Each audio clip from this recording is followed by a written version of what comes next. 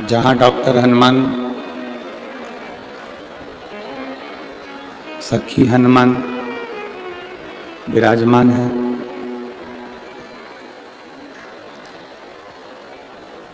शिव का 11वां अवतार है श्री हनुमान जी महाराज।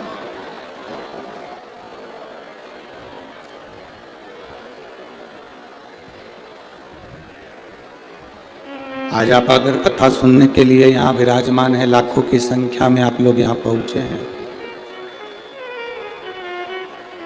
तो ये अपने भीतर भाव प्रकट करना कि ददरौआ धाम में आप कथा सुन रहे हैं, मतलब श्री हनुमान जी स्वयं। डीले कम करो भाई और आवाज क्लियर करो। श्री हनुमान जी महाराज स्वयं भगवान शिव का एक अवतार है।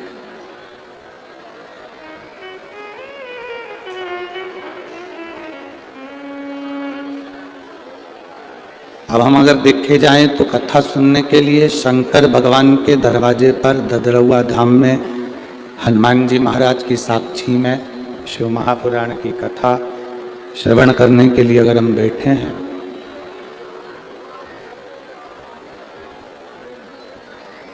शिव महापुराण की कथा यदि हम सुनने के लिए बैठे हैं, तो ये भाव आपके भीतर रहना चाहिए कि हम भगवान शंकर के 11वें अवतार के सम्मुख में बैठकर शिव महापुराण की कथा को सुन रहे हैं।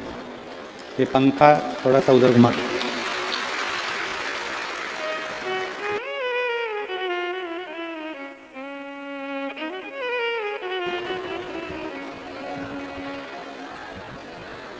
ये वाला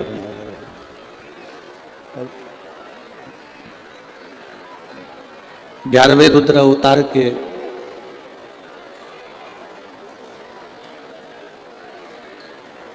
उस पवित्र प्रांगण में भगवान शिव की अविरल भक्ति और मुक्ति का साधन शिव महापुराण की कथा श्रवण करने का सौभाग्य मिला है। हमने पहले भी कथा में कहा, आज फिर कहते हैं कि जैसे मेहमान जाते हैं तो मेहमान जाते जाते घर के छोटे छोटे बच्चों को कुछ ना कुछ देकर जाते हो।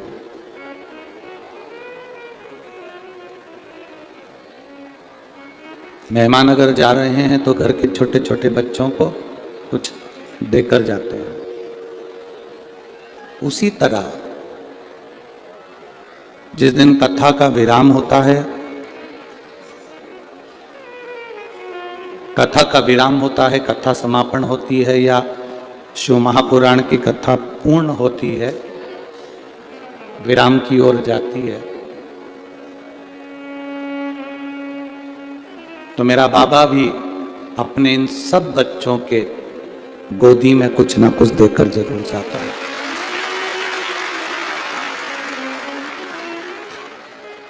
क्योंकि वो जगत का पिता है। कथा के प्रथम दिवस में अपन ने स्मरण करा था कि ब्रह्मा जी ने भगवान विष्णु जी से पूछा था कि आपके पिता कौन है, और भगवान विष्णु ने कह दिया था कि ये मेरे पिता है। भगवान शिव मेरे पिता।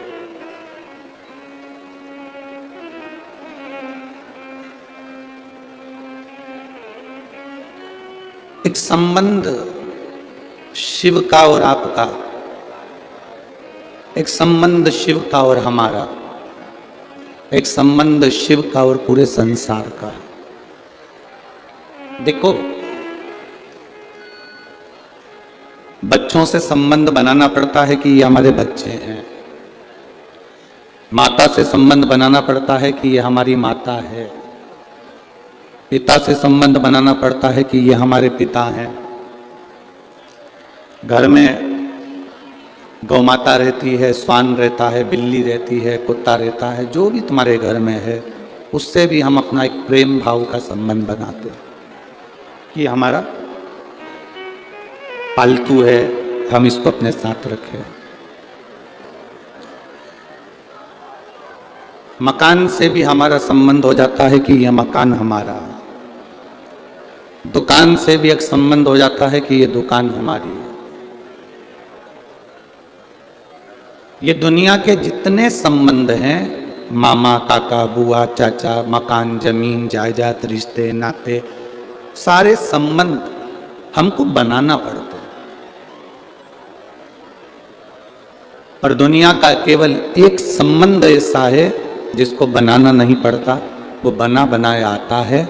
वो जीव का परमात्मा से संबंध है जो बना बनाया है। उसको कोई बनाता नहीं, उसको कोई नहीं बनाता। संगीत वाले की आवाज कम करो बाबा। जीव का जो संबंध है, आत्मा का और जीव का जो संबंध है, इसको बनाया नहीं जाता, वो बना बनाया। इस संबंध को कोई नहीं बना सकता। जब मृत्यु लोक में हमारा जन्म हुआ, संसार सागर में हम पैदा हुए, संसार सागर में हमारा जन्म हुआ, तब परमात्मा खुद आपको पृथ्वी पर जब जन्म देता है तो अपने ही अंश से प्रकट कर कर भेजता है।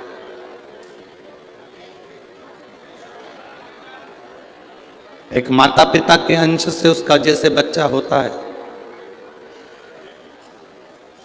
माता पिता के अंश से जैसे उसकी संतान होती है, माता पिता के अंश से ये शरीर मिल जाता है, माता पिता के अंश से ये देखने के लिए दृष्टि, श्रवण शक्ति, पांव, हाथ, मुख, कर्ण, नासिका, ये सब शरीर के एक एक अंग माता पिता के द्वारा प्राप्त हो जाते हैं। पर ये आत्मा जो है, ये माता पिता से नहीं मिली है। ये आत्मा तो परमात्मा उस जीव में खुद देकर भेजता है। अपने पास की कोई कीमती वस्तु वो आत्मा है, वो आपकी आत्मा परमात्मा खुद देकर भेजता है, जो दुनिया में कोई नहीं दे सकता। मरने के बाद कोई प्राण नहीं छूट सकता। ये जो प्राण दिए हैं, ये जो आत्मा है, जो प्राण है आपके भीतर, जो श्वासें हैं, ये मेरे परमात्मा ने खुद की दी है। आप स्वयं संसार के लोगों से बड़ा संबंध परमात्मा से आपका होना चाहिए।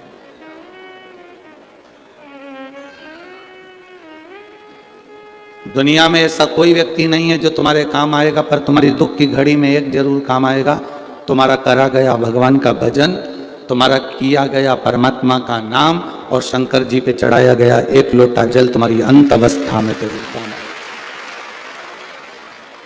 सीहोर वाला महाराज तुम्हारी दुख की घड़ी में कभी नहीं पहुंचेगा, ये अंदाजा हटा देना कि सीहोर वाला महाराज हमारी दुख की घड़ी में आ जाएगा। सीहोर वाला महाराज तुम्हारी दुख की घड़ी में कभी खड़ा नहीं होगा।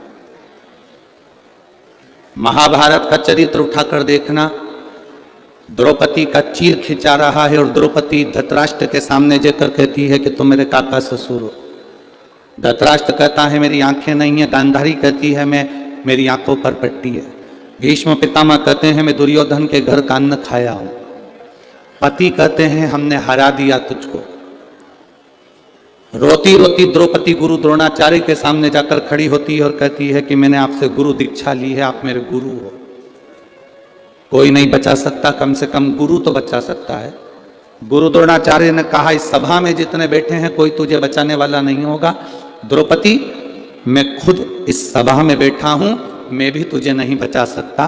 पर द्रौपदी एक बात मेरी आज कानों में डालकर रखना, मैं नहीं बचा पाऊंगा, गुरु नहीं बचा पाएगा, संसार का कोई व्यक्ति नहीं बचा पाएगा, सभा में बैठे हुए कोई तुझे नहीं बचा पाएंगे। पर गुरु ने कहा जो मैंने तेरे कानों में शब्द दिया था, मंत्र दिया था, उस मंत्र का जाप करना प्रारंभ कर, वो तुझे बचा कर ले जाए,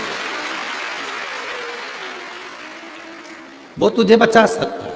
और अंत समय प्रभु वचन दिया तो आप भी जितने रोड पर बैठे हुए हैं, जितने बाहर बैठे हुए हैं, जितनी दुकानों में बैठे हुए हैं, गाड़ियों पर, दीवालों पर, ट्रैक्टरों पर, टैंकरों पर, जहां जहां तुम लोग चढ़कर बैठे हो वहीं से बोलो अंत समय प्रभु वचन दिया तो आए ना आए प्रभु कुटुंब अंत समय प्रभु वचन दिया। ये गुरु द्रोणाचार्य का शब्द है। कोई तुम्हारे दुख की घड़ी में नहीं आएगा। ये अंदाजा छोड़ देना कि सियोर वाला महाराज तुम्हारी दुख की घड़ी में खड़ा होगा। तुम्हारी दुख की घड़ी में सियोर वाला महाराज कभी नहीं आएगा। पर एक बात याद रखना, दुख की घड़ी में सियोर वाला महाराज नहीं आएगा, पर सियोर वाला महाराज की जो तुमने बात मानी है, शिव जी के मंदिर में एक लोटा जल चढ़ाया है, एक बेलपत्र चढ़ाई है, श्री शिवाय नमस्तुभ्यम बोला है, वो तुम्हारे सामने जरूर है। उसके सिवाय कुछ नहीं।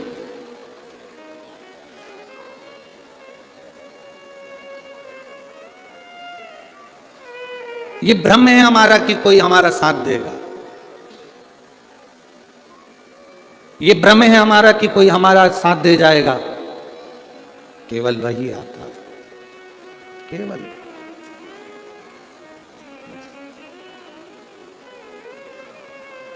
प्राण उसने दिया है। शरीर भले मां बाप ने दिया है, पर प्राण उसने दिया। जिसने प्राण दिए हैं उस प्राण की रक्षा के लिए, शरीर की रक्षा के लिए नहीं, प्राण की रक्षा के लिए जिसने प्राण दिए हैं उस प्राणनाथ को पुकारोगे तो वो प्राण की रक्षा के लिए आपके नजदीक में आकर खड़ा जरूर होगा। वो आएगा।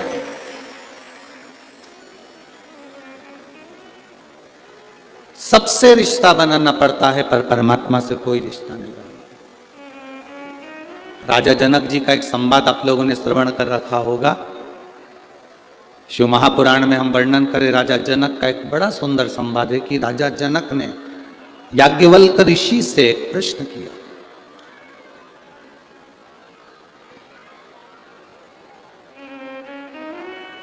बहुत सावधानी से आज की कथा सुनना, क्योंकि विराम दिवस की कथा है। इसमें से कोई निकल कर भी जाए तो उसके पांव पड़ लो। 2 घंटे की कथा, बैठ जाओ, हमें सुनने दो, हमें केवल सुनना है, कुछ नहीं चाहिए बाकी का। कथा का रसतत्व लेकर चलो। हम तो आपको ना लड्डू दे सकते हैं, ना पेड़ा दे सकते हैं, ना तुम्हारे लिए कोई गाड़ी लगा सकते हैं, ना घोड़ा लगा सकते हैं। हम तो केवल ये कथा बाँचने का बाबा की कृपा से बाँच रहे हैं। वो बचवा रहा है। हनुमान जी महाराज सुन रहे हैं। सरकार ने बुला लिया। महाराज जी ने, हनुमान जी ने महाराज जी को प्रेरणा दी। उन्होंने ये कथा करवाई। आज पूरा ददरवा धाम में ऐसा कोई घर नहीं जहाँ पब्लिक ना भरी पड़ी है। भक्त ना, पूरी रात से लगातार गाड़ियां भरा भरा कर आप लोग आ रहे हैं। पूरी रात हो गई है, पूरी रात।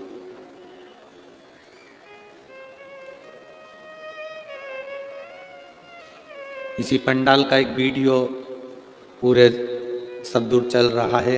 एक व्यक्ति पंडाल की ये ऊपर की बाउंड्री पे जो लड़के बैठे हैं, इसी बाउंड्री पर वो अपनी चद्दर बांधकर सो गया, जगह नहीं मिली तो।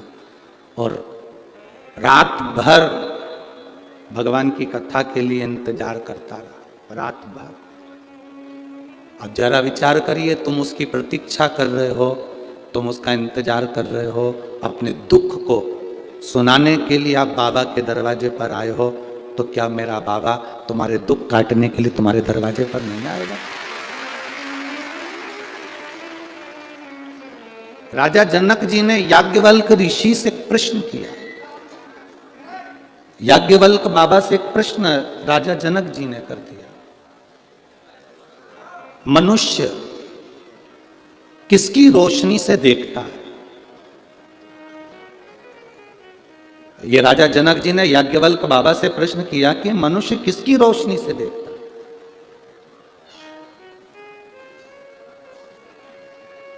याज्ञवल्क्य बाबा ने कहा मनुष्य सूर्य की रोशनी से देखता है। तो राजा जनक जी ने कहा सूर्य अस्त हो जाता है, इसके बाद किसकी रोशनी से देखता है? याज्ञवल्क्य बाबा ने कहा चंद्र की रोशनी से देखता है। चंद्र की रोशनी भी अगर बादलों में ढक गई, तारों में ढक गई, तो फिर किसकी रोशनी से देखता? याज्ञवल्क्य बाबा ने कहा कि अगर कोई घने जंगल में चले गया, चंद्र भी ढक गया, तब वो श्रवण की रोशनी से देखता। जैसे पूरे जंगल में अंधेरा ही अंधेरा छाया हो तो कहीं से आवाज आती है तो व्यक्ति की दृष्टि वहां जाती है। कहीं किसी ने ताली बजाई अंधेरे में तो व्यक्ति की दृष्टि वहां जाती है। कुछ नहीं दिख रहा तब किसी ने चुटकी बजा दी तो व्यक्ति की दृष्टि वहां चली गई। याज्ञवल्क्य बाबा ने पहले कहा मनुष्य सूर्य की रोशनी से देखता है, सूर्य अस्त हो जाए तो चंद्र की रोशनी से देखता है। चंद्र भी अगर डूब जाए तो श्रवण की रोशनी से देखता है। और अगर याज्ञवल्क्य बाबा से राजा जनक जी ने कहा मान लो कहीं श्रवण भी ना हो, सुनाई भी ना दे, तो फिर किसकी रोशनी से देखता है? तो याज्ञवल्क्य बाबा ने कहा प्रत्येक मनुष्य जब पृथ्वी पर जन्म लेता है तो उसके अंदर स्वयं शिव समाया हुआ होता है, वो शंकर खुद रोशनी देता है। भारत की भूमि पे के ऐसे ऐसे राजा हुए जिन्होंने शंकर भगवान का प्रतिदिन अभिषेक करा है। राजा जनक जी शिव जी का रोज अभिषेक करते थे। राजा दशरथ जी शंकर भगवान का रोज अभिषेक करते थे। आप खुद रामचरितमानस को अपने घर पर जाकर पढ़ना। जब कैकेयी ने वर मांगा 14 वर्ष के लिए राम वन जाने लगे, तब दशरथ जी की आंख में आंसू थे, तब उन्होंने भगवान शंकर को याद किया था कि शंभु आप पधारो, मेरे दुख का निवारण करिए। रोज प्रतिदिन देवाधिदेव महादेव का अभिषेक जो करता है। हम आपसे ये नहीं कहते कि आप रोज दूध दही शहद घी लेकर मंदिर में जाओ। जो प्रतिदिन रोज शिव का अभिषेक करता है, अभिषेक का मतलब तो ये भी होता है कि दूध दही शहद ले जाने से अभिषेक की मूलता नहीं है। अभिषेक का मतलब ये भी है कि आप अपने घर से अगर एक लोटा जल लेकर शंकर जी के मंदिर में पहुंचे हो तो वो भी अभिषेक से कम नहीं है। प्रतिदिन बाबा का अभिषेक है, वो प्रतिदिन बाबा का अभिषेक है। शिव के मंदिर तक जाना, भगवान शंकर के मंदिर तक पहुंचना, भगवान शिव के द्वार तक जाना, भगवान शंकर की चौखट तक पहुंचना। और यहां तक शिव महापुराण की कथा कहती है, मान लो, एक ध्यान लगाइए, मान लो अगर आप शिव के मंदिर तक लोटा लेकर जल लेकर नहीं भी पहुंचे,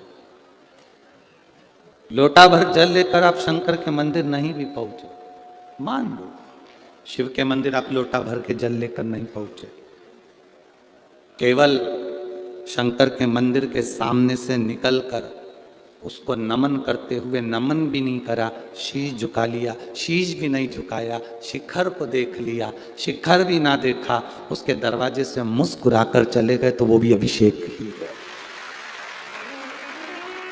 वो भी अभिषेक है। परसों की कथा में अपन ने श्रवण करा था, एक मछली आई, रावण जिस शिवलिंग की पूजन करता है, मछली पताल में उस शिवलिंग की फेरी लगाती रहती।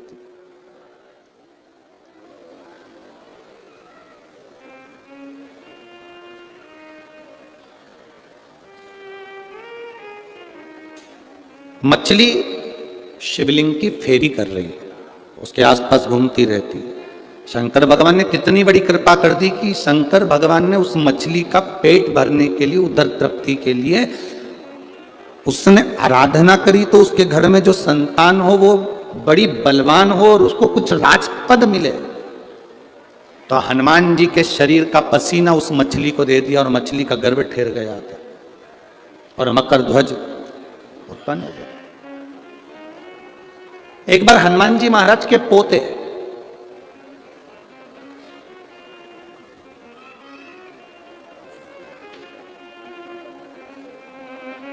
एक बार हनुमान जी महाराज के पोते। अब हनुमान जी महाराज के पोते मोरध्वज, मकरध्वज का बेटा। हनुमान जी महाराज के पोते ने एक बार श्री हनुमान जी महाराज के सामने खड़े होकर एक प्रश्न कर दिया, और जितने बच्चे अपने माँ बाप से प्रश्न नहीं करते, उससे ज्यादा प्रश्न अपने दादाजी से करते हैं। मोरध्वज के दादाजी हैं श्री हनुमान जी महाराज।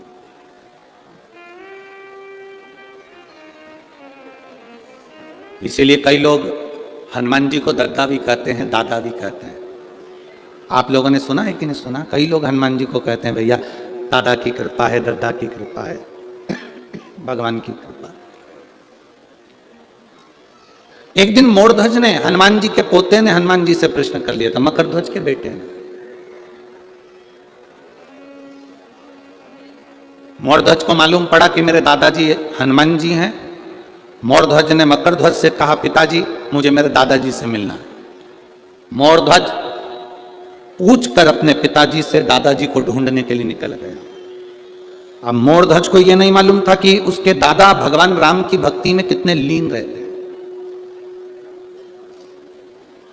भगवान राम की भक्ति में डूबे रहते। मोरध्वज अपने दादाजी को ढूंढने के लिए निकला और ढूंढते ढूंढते ढूंढते ढूंढते मोरध्वज थक गया। हनुमान जी नहीं मिले, दादाजी नहीं मिले। तब आखिरी में मोरध्वज अपने दादा को ढूंढते ढूंढते ढूंढते ढूंढते जब थक गया, तब अंजना माता के पास में पहुंच गया। और उसको नहीं मालूम था कि ये मेरी परदादी हैं जिनके पास में मैं पहुंचा हूं। पर अंजना माता ने मोरध्वज को पहचान लिया। बड़ा सुंदर उसका स्वरूप था, बड़ा सुंदर, बहुत सुंदर उसका स्वरूप। मेरी जीजियों,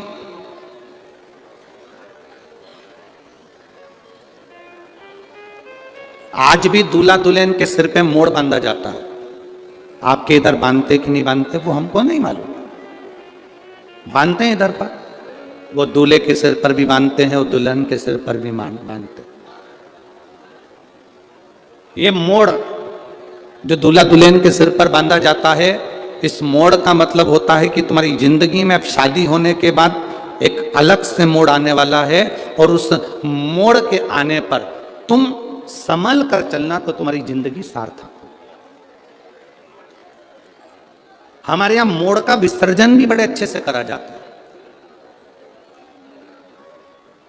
किसी कुएं में या खड्डे में मोड़ को नहीं डाला जाता, पवित्र नदी के अंदर मोड़ का विसर्जन किया जाता। हमको तो लगता है, यहाँ के लोग तो मुझे लगता है कि आपके नज़दीक की जो पवित्र नदी हो, आप लोग उसी में विसर्जन करते हैं। जैसे चंबल माता में ले जाकर विसर्जन कर देते होंगे, करते हैं आप लोग, जाते हो मोड़ विसर्जन करने के लिए। तो दूल्हा दुल्हन के सिर पर मोड़ बांधा जाता है, जो हमारी एक जिंदगी में भी अविरलता का मोड़ उत्पन्न कर देता है, सुख अनुभव करा देता है। और मोड़ का काम क्या है कि वो विजयता भी देता है। अब मकरध्वज का पुत्र मोरध्वज, मोरध्वज ने हनुमान जी को ढूंढना चाहा, नहीं मिले। ढूंढते ढूंढते ढूंढते ढूंढते मोरध्वज आखिरी में माता अंजना के पास पहुंच गए। पर दादी थी अंजना माता, पर दादी। पूछा, दादी मां, ए दादी मां, एलईडियां चालू करिए, एलईडियां चालू करिए, पीछे की एलईडियां चालू करिए। मां, ए दादी मां, दादी मां। तुरंत अंजना माता ने पूछा, क्या बात है, क्या हो? मुझे श्री हनुमान जी महाराज मेरे दादाजी का दर्शन करना है। जैसे ही मोरध्वज के मुंह से सुना कि दादाजी का दर्शन करना है, तू दादा कैसे कह सकता है? कहा, मैं मकरध्वज का बेटा हूं और मकरध्वज के पिता हनुमान जी हैं। अंजना माता ने कहा, तो फिर तेरे पिताजी की माता मैं हूं। क्या चाहता है बोल? मुझे मेरे दादाजी का दर्शन करना है। शायद शिव महापुराण की कथा कहती है कि दुनिया की प्रत्येक दादी अपने बच्चे को श्रेष्ठ संस्कार देती है। यह अंजना माता ने अपने पोते को संस्कार दिए थे, पर पोते को संस्कार दिए थे, तो आज भी दादियां अपने अपने पोते को संस्कार देती है।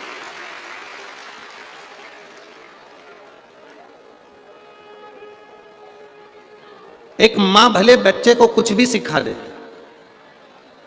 एक पिता भले अपने बच्चे को कुछ भी सिखा दे, पर जो घर की बुजुर्ग दादी होती है, जो घर की बूढ़ी मां होती है, वो बच्चे को श्रेष्ठ संस्कार देती है। और निवेदन है आपसे, ध्यान रखना अपनी जिंदगी में, बच्चों को कार दिलाओ ना दिलाओ, बच्चों को प्रॉपर्टी दिलाओ ना दिलाओ, बच्चों को गाड़ी दिलाओ ना दिलाओ, बच्चों को कार दिलाओ ना दिलाओ, और शिव महापुराण की कथा कहती है कि बच्चों को संस्कार जरूर दिलाना, जिससे तुम्हारी जिंदगी सार्थक हो सके, तुम्हारा जीवन सुखमय हो सके, तुम्हारी जिंदगी में सार्थकता उत्पन्न हो सके, तुम्हारा जीवन सार्थक हो सके।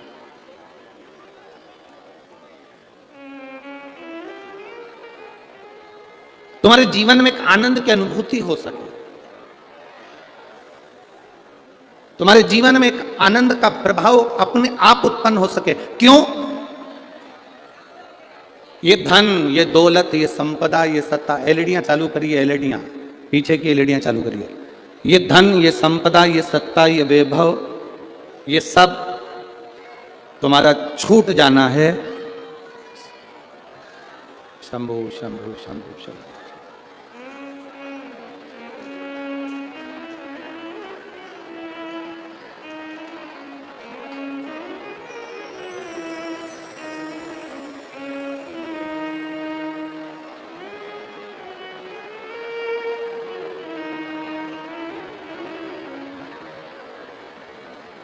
शंभो शरणे मांगू घड़ी रे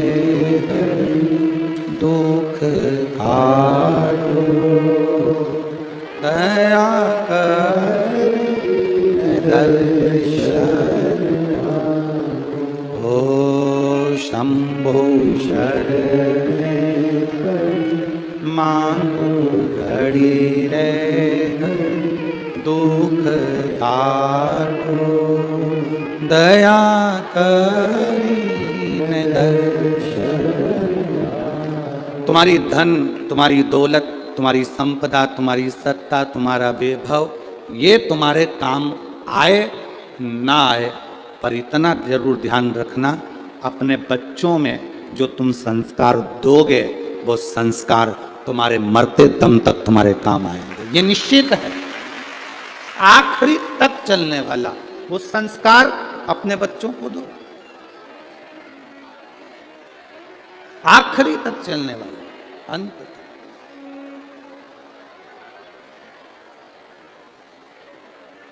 जो जिंदगी की सार्थकता सिद्ध कर दे। संसार में जन्मा हुआ प्रत्येक मनुष्य, संसार में जन्म लेने वाला प्रत्येक मानव,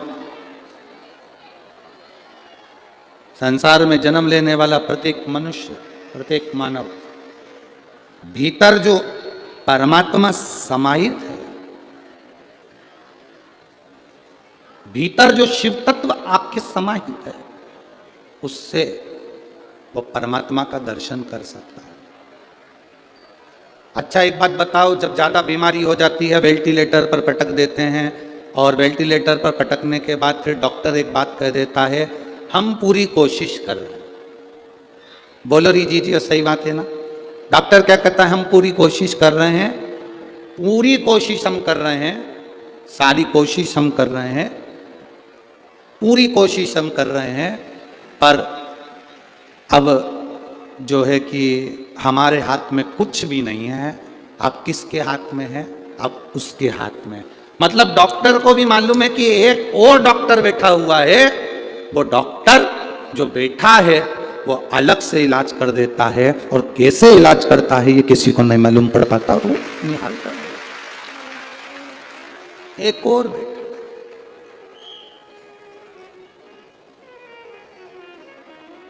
उसको पहचानने के नेत्र चाहिए, उसको जानने के नेत्र चाहिए।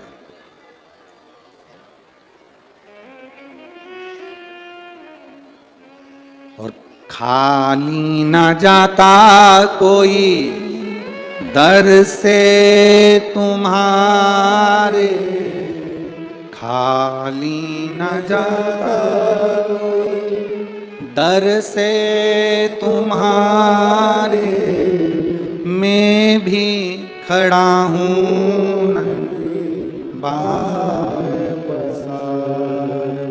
मैं भी खड़ा हूँ बाहें पसार, अपने हृदय लगा लो गिरा जा रहा उठा लो भोले अपने दर से अब तो न टालो, गिरी जा रही उठा लो। जिस दिन हम जान गए, शिव तत्व को पहचान गए। देखो आज के जमाने में आदमी कायदे के व्यक्ति को अपने पास में नहीं रखता। जो तुमको कायदा बताए, जो तुमको सही ढंग बताए, जो तुम्हें सही तरह से जीना सिखाए, जो तुम्हें सही मार्ग बताए, जो तुम्हें सत्य मार्ग की ओर लेकर जाए, आज के जमाने के व्यक्ति को वो अच्छा नहीं लगता। आज के जमाने का व्यक्ति कायदे के व्यक्ति को साथ नहीं रखता, फायदे के व्यक्ति को साथ रखता। कौन से व्यक्ति को साथ रखता है? जम के बोलो जरा। फायदे वाला व्यक्ति।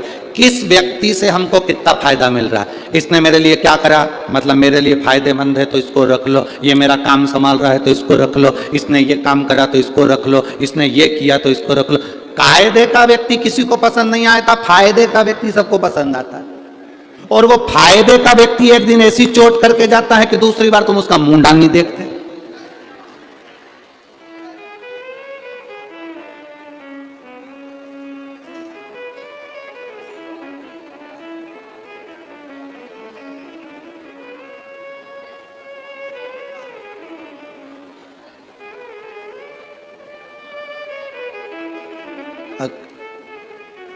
कोई लोग बात करते हुए जा रहे थे, कायरी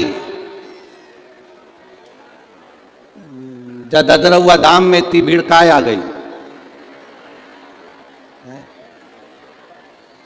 कछु मिल रहा है का?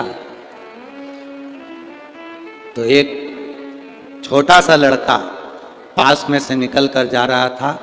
वो कह रहा था यहाँ कुछ नहीं मिल रहा, तुम ये मत सोचो कि यहाँ कोई फायदे की चीज मिलेगी। उस बच्चे ने कहा यहाँ केवल एक कायदे की चीज मिलेगी कि तुम्हें जीने का तरीका आ जाए।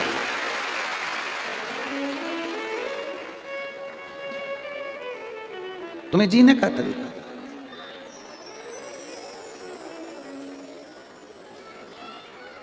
हम भिखारी को रोटी देते हैं, आप लोग देते हो कि नहीं देते हो? जम के तो बोलो, देते हो?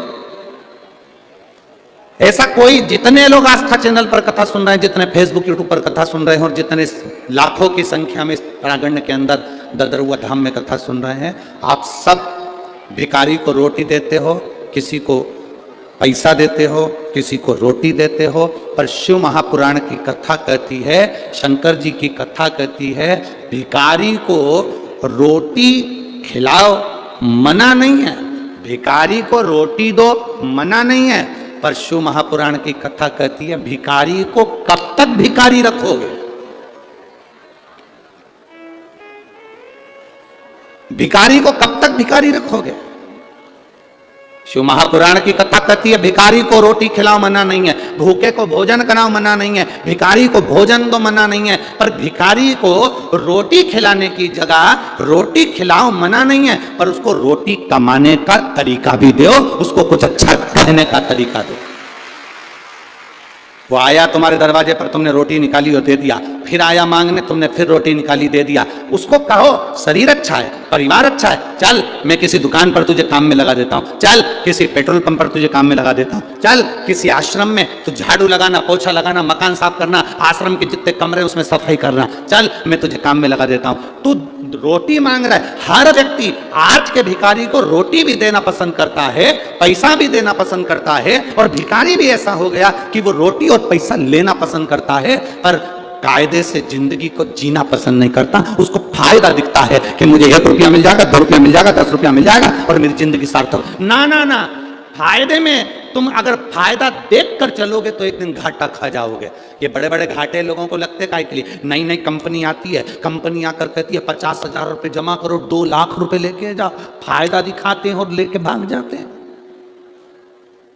इसमें कई माताएं ऐसी बैठी होगी जिनने, कई बिचारियों ने कहीं कहीं कोई ना कोई कंपनी में 100-150 रुपए इकट्ठे करके, कजन कौन कौन सी कंपनी, हमें तो नाम भी नहीं मालूम था, वो इकट्ठी कर करके रख लेते हैं। तुम लालच में दे देती हो, इतना ब्याज मिल रहा है, दुगना हो रहा है, चौगुना हो रहा है, 8 गुना हो रहा है। अगर दुगना होता तो वो तुम्हें क्यों देता, खुद ही नहीं दुगना कर लेता। पर तुम्हारे पैसे लेकर वो तुम्हें दुगना दुगना करने का 1 महीना, 2 महीना, 4 महीना, 6 महीना तुम्हें सहयोग करता है। उसके बाद में जब तुमने सब दूर प्रचार कर दिया, ढेरों पैसा उसके पास इकट्ठा हो गया और उस पैसे को लेकर वो चला जाता, उस धन को लेकर वो चला जाता, उस संपदा को लेकर वो चला जाता, चले गया। वो धन लेकर चले गया, वो पैसा लेकर चले गया, वो संपदा लेकर चले गया। फायदा देखा ना तुमने, कायदे का आदमी नहीं ढूंढा, तुमने फायदा देखा कि दुगना हो रहा है। और एक व्यक्ति था तुम्हारे पास में, वो कह रहा था देखो जी मेहनत करो, थोड़ी सिलाई मशीन ले लो, अपना खुद का शोरूम डाल लो, तुम्हारा काम कर लो, तुम्हारा ये काम कर लो, मेहंदी का काम अच्छा है तो मेहंदी का काम कर लो, तुम्हें जो काम अच्छा लगता है वो काम कर लो, तुम चोली अच्छी सिलो तो चोली का काम सीख लो, तुम अगर लहंगा अच्छा सिलो तो लहंगे का काम कर लो, चप्पल अच्छी बना सकते हो तो चप्पल का काम सीख लो, कढ़ाई अच्छी आती है तो कढ़ाई का काम सीख लो। एक व्यक्ति कह रहा है अपने पैसे को खुद पर खर्च करो, खुद इतनी मेहनत करो कि 4 चांद लग जाए, तुम्हारा धन, तुम्हारा सामान तुम्हारे पास में रहना चाहिए। पर तुमने फायदा देखा, यहाँ से फायदा ज्यादा होगा, फायदा ज्यादा होगा, फायदा ज्यादा होगा, और फायदे के चक्कर में मालूम पड़े सब नष्ट हो गया। इसलिए शिव पुराण कहती है कायदे का व्यक्ति ढूंढना, फायदे का व्यक्ति मत ढूंढना। कायदे का व्यक्ति मिल गया तो नैया पार कर देगा। यदि कायदे का व्यक्ति मिल गया तो नैया पार कर देगा। कायदे का व्यक्ति ढूंढिए, फायदे का नहीं। हम देखते हैं कि हमारी फायदा कहां से हो सकता है, कहां से 500 रुपए आ सकते हैं, कहां से 1000 रुपए आ सकते हैं, कहां से 10,000 आ सकता है, कहां से 25,000 आ सकता है। हम फायदा ना देखें, हम कायदा देखें कि हमारी भक्ति में वो बल बढ़ जाए, हमारे भजन में वो बल बढ़ जाए। जैसे मीरा, कर्मा, नरसिंह मेहता, नामदेव, ध्रुव, प्रहलाद, इनकी भक्ति में जो बल बढ़ गया था, ऐसा बल हमारे भीतर बढ़ना चाहिए, ऐसा बल हमारे भीतर बढ़े।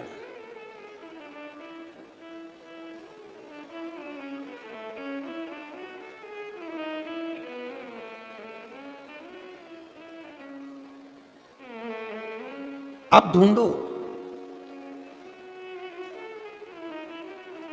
शिव महापुराण की कथा कहती है तारकासुर ने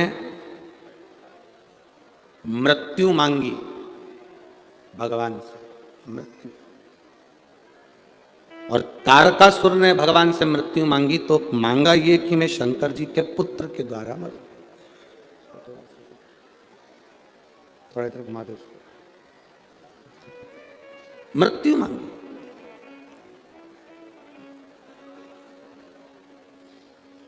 और तारकासुर ने मृत्यु मांगी तो मांगी बस शिव के पुत्र द्वारा, भगवान शंकर के पुत्र द्वारा।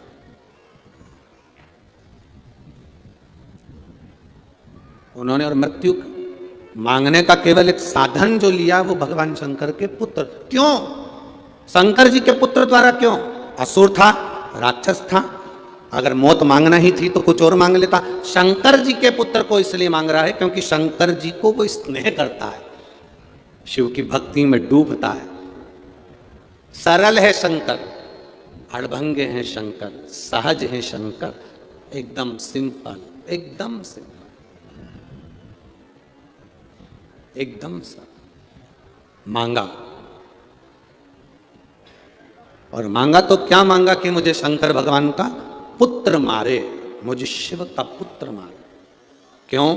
क्योंकि वो चाहता था भगवान शंकर की शादी हो जाए, शादी हो जाएगी तो बच्चे होंगे ना, विवाह हो जाए उनके, शादी होगी, बच्चा होगा। वो चाहता है मेरे मरने से पहले मेरे बाबा देवाधिदेव महादेव का जो परिवार है वो पूर्ण बैठे। अगर आज शंकर भगवान के शिवालय में, शिव मंदिर के अंदर पार्वती जी बैठी हुई दिखती हैं, शिवालय के अंदर कार्तिकेय बैठे हुए दिखते हैं, शिवालय के अंदर गणेश जी बैठे हुए दिखते हैं, शिवालय के अंदर शंकर भगवान बैठे हुए दिखते हैं, शिवालय के अंदर नंदी बैठा हुआ दिखता है, तो यह विश्वास मानकर चलना इनको बिठाने वाला कोई दूसरा नहीं था, तारकासुर था। अगर वो नहीं मांगता तो कार्तिकेय नहीं आते, वो नहीं मांगता तो गणेश जी नहीं आते, वो नहीं मांगता तो पार्वती जी के साथ शिव जी का विवाह नहीं होता। उसने मांगा इसलिए पार्वती के साथ शिव जी का विवाह हुआ, उन्होंने मांगा इसलिए विवाह संपन्न हुआ, इसलिए विवाह संपन्न, उन्होंने मांगा इसलिए वो मिला। वो मांगते नहीं तो ये कार्तिकेय आता भी नहीं, ये गणेश जी आते भी नहीं।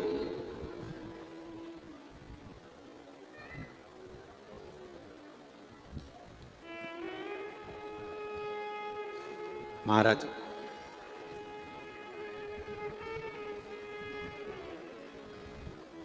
तारकासुर के प्राण चले गए।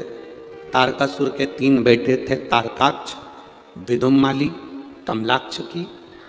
तीनों ने 3 पुरियां बसा ली थी और उन 3 पुरियों के राजा बनकर बैठ गए थे। किसी देवता से उनकी पुरियां भस्म नहीं हुई। पुरी का मतलब होता है नगर, शहर, प्रदेश।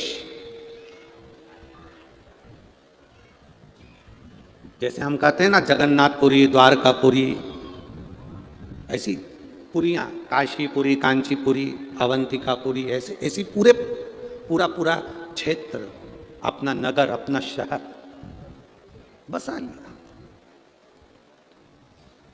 अब जब तारकासुर के तीनों बेटों ने अपनी अपनी पुरियों का निर्माण कर लिया, एक बेटे ने मांगा मुझे सोने की पुरी बनाओ, सोने का नगर, एक ने मांगा मुझे चांदी का नगर बसाओ, तीसरे ने कहा मुझे लोहे का नगर बसाओ। 3 नगर बस गए, बड़े बड़े नगर। उपद्रव चालू कर दिया। जब व्यक्ति बहुत संपदावान हो जाता है, वैभववान हो जाता है, बहुत ज्ञानवान हो जाता है, तो उसमें थोड़ा सा अहम आ जाता है, थोड़ा सा अहंकार आ जाता है। शिव महापुराण की कथा कहती है, ये चमक ये दमक फुल वन में महक, सब कुछ सरकार तुम्ही से है। अपना है क्या? आज अगर ददरौआ धाम में इतना विशाल विशाल आयोजन अगर हो रहा है, ददरौआ धाम में इतना विशाल विशाल कथाएं हो रही हैं, भंडारे हो रहे हैं, भोजन चल रहा है, लोग भगवान की भक्ति कर रहे हैं, तो ये चमक ये दमक फुल वन में महक सब वो श्री हनुमान जी महाराज की है, जिन्होंने इस संसारवासी को सब कुछ उनका। और इस ददरौआ धाम में विराजमान होने वाले चाहे महाराज जी के गुरु जी हों, जिनका ये वर्ष चल रहा है, जिसका ये आयोजन चल रहा है, CAPA उत्सव चल रहा है, चाहे महाराज जी हों, चाहे उनके दादा गुरु हों, चाहे उनके गुरु हों, जिन्होंने भजन किया, भक्ति करी, उसका फल है, उसका फल।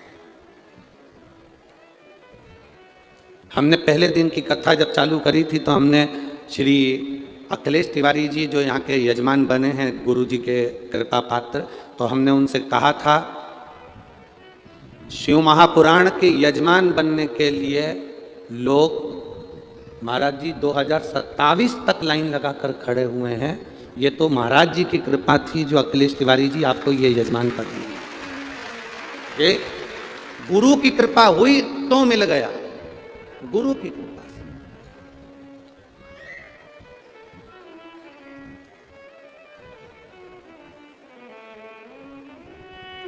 कहीं प्रभु कृपा करता है तो होता।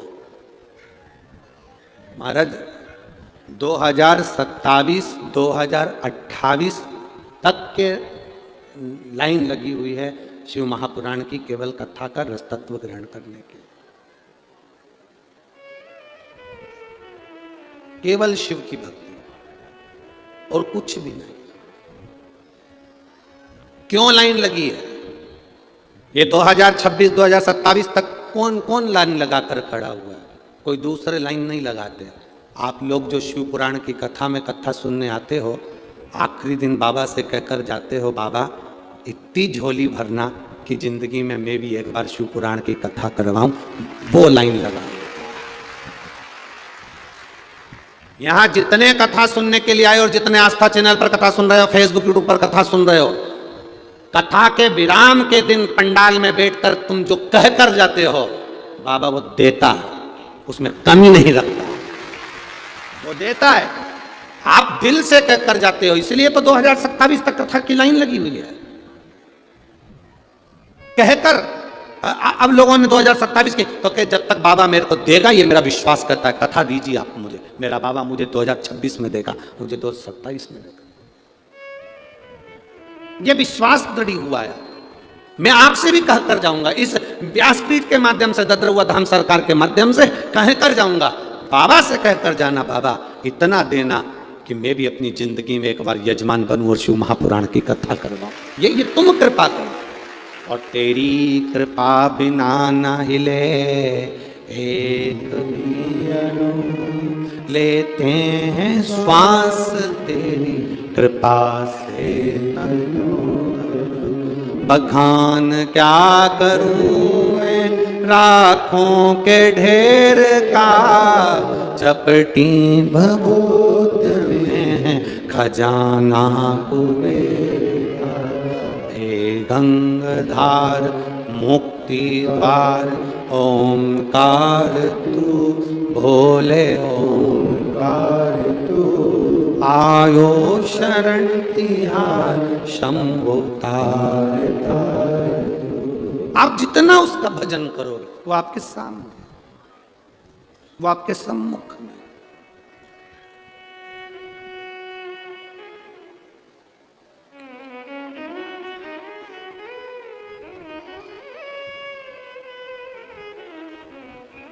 कई लोगों को गलतफहमी हो जाती है, कई बार प्रशासन को भी ऐसा हो जाता है कि आखिरी दिन की कथा सुबह 9 बजे है, 8 बजे है, इतनी जल्दी कौन आएगा, कौन पहुंचेगा।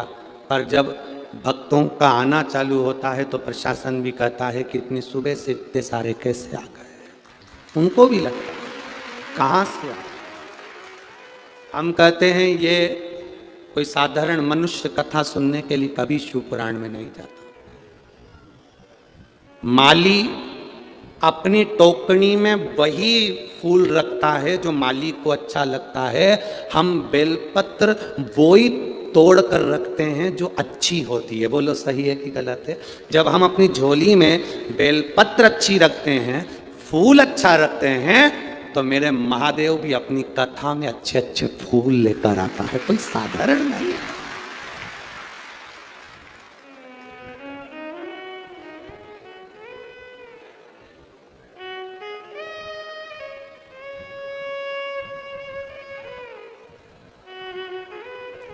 तुम सब श्रेष्ठ फूल हो जो मेरे शिव ने अपने करीब में रखा है, मेरे शंकर अपने पास रखे। तारकासुर के 3 बेटों ने 3 पुरियां बनाई, 3 पुरी का राज्य स्थापित करा। धन आ गया, वैभव आ गया, सत्ता आ गई। तो बहुत सारा धन आने पर, बहुत सारा धन आने पर, बहुत सारी सत्ता आने पर क्रोध करा, अपशब्द कहा, ताने दिए, लोगों को मारना पीटना चालू कर दिया। बहुत अपशब्द, बहुत ताने, बहुत आड़ा तड़क। मैं इस भिंड जिले की ददरुआ क्षेत्र में जितनी पुलिस बल लगी है और जितने यहाँ के collector, SP, SSP, DSP, commissioner, TI, constable जितने भी लगे हैं, मैं इनको बहुत बहुत धन्यवाद देता हूँ। आप लोगों ने ये 5 दिन की कथा इतनी सुंदर संभाली। 5 दिन की कथा इतनी सुंदर संभाली कि किसी व्यक्ति से कोई अपशब्द नहीं, कोई आड़ी टेढ़ी बात नहीं, कोई ताना नहीं, कोई विवाद नहीं, कोई फालतू बात। और अपने दिल पर हाथ रख कर देखना, और कथाओं का स्मरण करना, उस कथा में आपको टेंशन रह सकता है, बहुत चिंता रह सकती है, दिन भर खड़े रहना पड़ सकता हो, पर शंकर की कथा में कोई चिंता करने की जरूरत नहीं पड़ती। अलमस्त होकर जहां जगह मिले आप भी कथा सुन सकते, आप भी कथा सुनो। हम प्रशासनिक अधिकारियों से भी कहते हैं कि आपको खड़े रहने की ज्यादा जरूरत नहीं, आप तो कथा का लाभ ले लो। ड्यूटी हो रही है अपनी जगह पर, सब चलता है, पर भगवान की ये कथा बार बार नहीं। और बहुत अच्छे से संभाला आपने शिव के रूप में। हमने कई बार कहा है, प्रशासनिक अधिकारी चाहे पुलिस कर्मी हो वो भी एक शंकर का स्वरूप है, और डॉक्टर है वो भी शंकर का एक स्वरूप है, जो कहीं ना कहीं आकर संभाल लेता है, वो संभाल अच्छे से कार्य।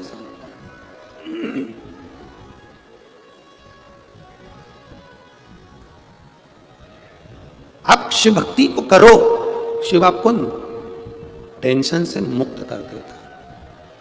आप में से जितने लोग भी शंकर जी के मंदिर में जल चढ़ाते हैं ना, जब से आपने जल चढ़ाना चालू करा है उसके पहले के दिन निकालना, और जब से आपने जल चढ़ाना प्रारंभ करा उसके दिन निकालना। पहले जब जल चढ़ाते नहीं थे, जब मंदिर नहीं जाते थे, शंकर के मंदिर में जल नहीं चढ़ाते थे, वो दिन निकाल कर देखना कितने टेंशन के दिन निकलते थे। रोज कुछ ना कुछ विवाद, क्लेश, अपशब्द, कहीं पैसे की दिक्कत, कहीं कोई दिक्कत। जब से महादेव को आपने जल चढ़ाना प्रारंभ करा उसके बाद के दिन निकाल कर देखिए, आपको मालूम पड़ जाएगा कि आपका जीवन क्या है, आपका जीवन क्या है। आपको मालूम पड़ेगा कि शिव को जल चढ़ाने का लाभ क्या है, शंकर के मंदिर जाने का लाभ क्या है, शिव की स्तुति करने का लाभ क्या है, शंकर का गुणगान करने का लाभ क्या है, शंकर की भक्ति में डूबने का लाभ क्या है, शंकर की शिव महापुराण की कथा का रसतत्व ग्रहण करने का लाभ क्या है। उसका एक तत्व आपके भीतर समाहित होगा।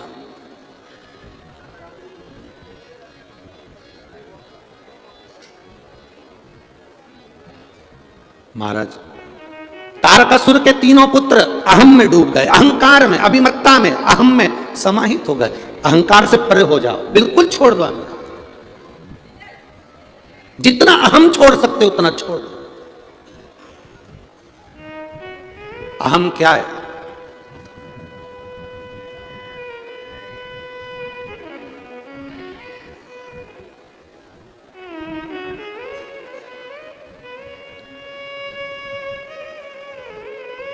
कौशल्या मैया के पास में राम जी महाराज आकर बैठे।